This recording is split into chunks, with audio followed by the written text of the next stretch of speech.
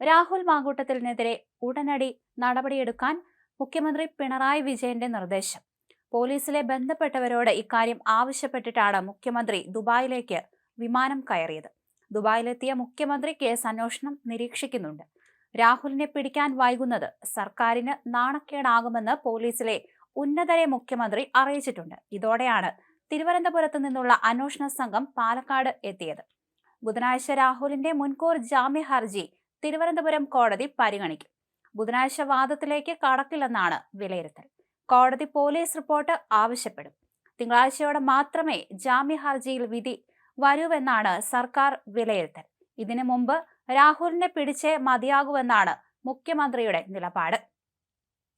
ഇല്ലാത്ത പക്ഷം തദ്ദേശ തെരഞ്ഞെടുപ്പിലടക്കം പോലീസിന്റെ കഴിവുകേടായി ഇത് വിലയിരുത്തുമെന്നാണ് മുഖ്യമന്ത്രിയുടെ വിലയിരുത്തൽ. യുവതിയെ ലൈംഗിക ചൂഷണം നടത്തിയ കേസിൽ രാഹുൽ മാങ്കൂട്ടത്തിൽ MLA പാലക്കാടുള്ള ഫ്ളാറ്റിൽ പരിശോധന നടക്കുകയാണ്. തിരുവനന്തപുരത്ത് നിന്നുള്ള അന്വേഷണ സംഘം ഇന്ന് പാലക്കാട് ക്രൈംബ്രാഞ്ച് ഓഫീസിൽ എത്തിയിരുന്നു. ഇരു ടീമുകളും സംയുക്തമായിട്ടാണ് ഫ്ളാറ്റിൽ പരിശോധന നടത്തുന്നത്. കുന്നത്തൂർ മേടുള്ള ഫ്ളാറ്റിലാണ് പ്രത്യേക അന്വേഷണ സംഘം പരിശോധന നടത്തുന്നത്. രാഹുലിനായി സംസ്ഥാന വ്യാപകമായി പോലീസ് അന്വേഷണം ആരംഭിച്ചിട്ടുണ്ട്. രാഹുലിന്റെ ബന്ധുക്കളും സുഹൃത്തുക്കളും നിരീക്ഷണത്തിലാണ്. ബന്ധുക്കളിൽ ചിലരെ ചോദ്യം ചെയ്തേക്കും.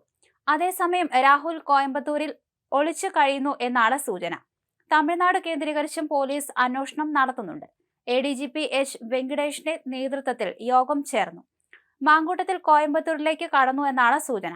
പ്രത്യേക അന്വേഷണ സംഘം രാഹുലിന്റെ ഫ്ളാറ്റിൽ പരിശോധന നടത്തുകയും CCTV ദൃശ്യങ്ങളടക്കം ശേഖരിക്കുകയും ചെയ്തിട്ടുണ്ട്. രാഹുലിന്റെ ഔദ്യോഗിക വാഹനം ഫ്ളാറ്റിലുണ്ടെന്നും പോലീസ് അറിയിച്ചു. യുവതി നൽകിയ പരാതിയിലെ വിവരങ്ങൾ ശരിയാണോ എന്ന് പരിശോധിക്കാൻ വേണ്ടിയാണ് CCTV ദൃശ്യങ്ങൾ ശേഖരിച്ചതെന്നാണ് വിവരം. അതേസമയം പരാതിക്കാരിയുടെ ശബ്ദ പരിശോധന നടത്തും. പുറത്തു വന്ന സംഭാഷണം യുവതിയുടേതാണോ എന്ന് ഉറപ്പിക്കാനാണ് പരിശോധന നടത്തുന്നത്. തിരുവല്ലം ചിത്രാഞ്ജലി സ്റ്റുഡിയോയിലാണ് പരിശോധന നടത്തുന്നത്. രാഹുലിന്റെ മുൻകൂർ ജാമ്യാപേക്ഷ ബുധനാഴ്ചയാണ് കോടതി പരിഗണിക്കുന്നത്. പെൻഡ്രൈവിലുള്ള തെളിവുകൾ മുദ്രവച്ച കവറിൽ ഇന്നലെ തിരുവനന്തപുരം പ്രിൻസിപ്പൽ ജില്ലാ സെഷൻസ് കോടതിയിൽ രാഹുലിന്റെ അഭിഭാഷകൻ സമർപ്പിച്ചിരുന്നു.